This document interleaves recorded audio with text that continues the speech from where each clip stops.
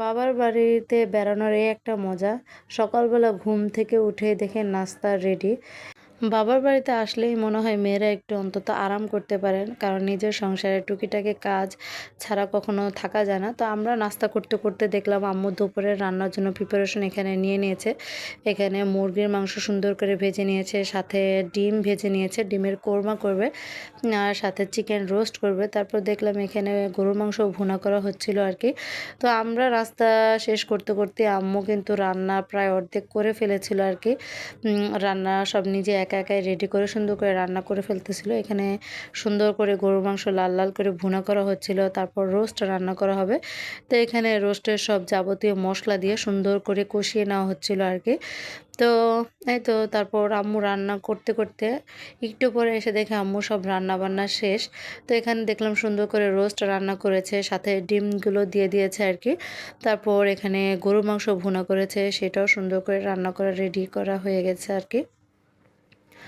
তো এইগুলো ছিল আজকে আমাদের দুপুরে আর রাতের খাবার দাবার আর কি। মোটামুটি এখানে সাথে কিন্তু ছিল পোলাও। পোলাও ছাড়া তো আর রোস্ট ভালো লাগে না। তারপর ছিল শুটকি ভুনা, আরও ছিল ডাল।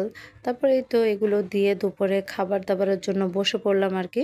আবারও প্লেটটাকে একটু সুন্দর করে সাজিয়ে গুছিয়ে খেতে বসে পড়লাম। এই তো ডিম রোস্ট, গরুর মাংস, শুটকি ভুনা সবই ছিল। তো কেমন লাগলো আপনাদের কাছে ভিডিওটি সেটা কিন্তু জানাতে পারেন, কে কোথা দেখতে দেখছেন সেটাও জানাবেন। তো এই তো দুপুরে খাওয়া দাওয়া শেষ করলাম।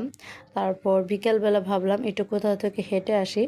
তো আমরা আগে ফার্স্টে যেখানে থাকতাম মানে ছোটোবেলায়, সানার পাড়, তো সেখানে আমাদের নিজস্ব বাড়ি ছিল আর কি।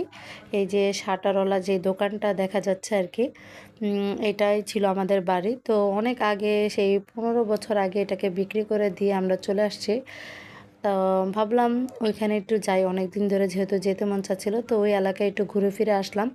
তো আসার পরে সন্ধ্যাবেলা আম্মু এখানে ডালের বড়া বানিয়েছিল আর কি, মসুরের ডাল দিয়ে সুন্দর করে বড়া বানিয়েছিল। তো সেগুলো দিয়ে নাস্তা করলাম, সুন্দর করে সবাই খেলাম। আম্মুর হাতে ডালের বড়াটা অনেক বেশি মজা হয়। আল্লাহ হাফেজ।